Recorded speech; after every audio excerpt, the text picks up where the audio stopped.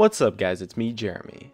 Every once in a while Riot pumps out a change that really looks like a nerf on paper but ends up being a buff to the champion because the change overcompensates for the intended nerf in other areas.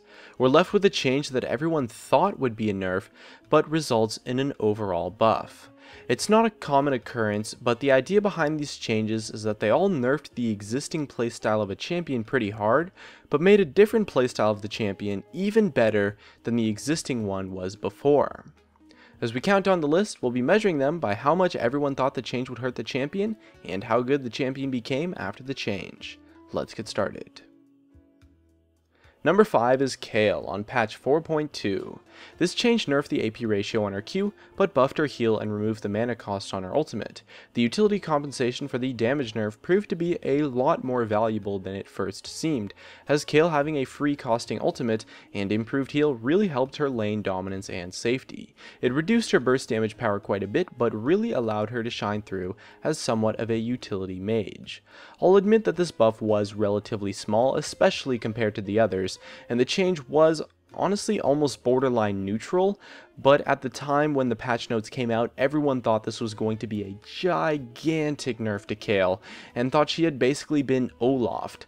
This buff was the first case of what became a running joke of Reddit knows balance, where the community totally overblows the change and has a huge uproar saying it's a total over nerf. But in reality, the change was the complete opposite, as Kayle would continue to be a strong champion until she received an actual nerf in later patches. Number 4 is Fizz on patch 5.2. This change completely wrecked the AP ratios on his Q and W, as well as the base damage on his Q, and also caused his Q to be avoidable when you dash out of the range. With the removal of Deathfire Grasp on that patch as well, a core Fizz item, everyone thought the Fishy Assassin was just about washed up. However, the change gave him some % health damage and a 20% damage amplifier on his ultimate, causing AP Fizz to fall out of the meta, but AD Bruiser Fizz to rise up as an extremely powerful option. The Bruiser Force brought to the table a super tanky but still slippery and mobile force of strong mixed damage that became a crazy counterpick to the tank meta and gave us quite a dominant performance after a change of what most thought would completely destroy his kit, since AP Fizz was all that had ever really been seen up until that point, and not many expected the power of AD Fizz. At number 3, it's Khazix on patch 4.3. This change nerfed the damage of his Q by a ton and destroyed the AD ratio on his E, and many thought it was going to be the death of the prominent mid lane assassin. However, by also causing his evolved ultimate to make the stealth last for 1 second longer, Insec popularized a build of what came to be known as reverse tank Khazix.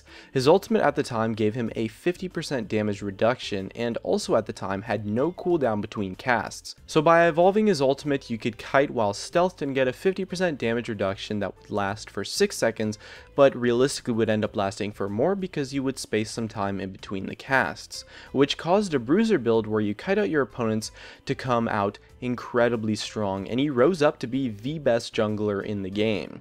The build was super dynamic while still having tons of damage, to where the utility totally wrecked everything and he was nearly unkillable while still having the mobility and the power of a typical assassin. The huge hits to his damage ratios resulted in everyone thinking it was a huge nerf, but after Insect showed us what was possible, he became a total monster and was immediately gutted in the next patch by having the damage reduction on his ultimate removed completely. At number 2, it's Ahri on patch 5.2, the same patch as Fizz actually. In this patch, Ahri had the damage of her burst combo nerfed by about a full 30% or so, and combined with the removal of Deathfire Grasp, everyone thought the kit of this AP assassin was totally gutted and that she would have no chance of succeeding. However, with a few quality of life changes, improvements to the targeting of her W and ultimate, and some movement speed on her Q, the change showed us just how valuable a little bit of utility really is. The small amount of utility she received turned her into a strong, reliable poke and kite mage that could control teamfights, dominate roaming, and have a super safe time in lane. The new playstyle for Ahri proved to be not only easier to play, but much stronger as her win rate skyrocketed to between 57 and 58% on that patch. She became the best champion in the game by far, and was quickly toned down in the following patches. And number 1 is Lucian on patch 4.12. By nerfing his range down to 500, everyone expected this lane dominant AD carry to have his kit just be completely destroyed, as the nerf to his auto attack and Q range seemingly wrecked what made him a strong pick in the first place as a powerful lane bully.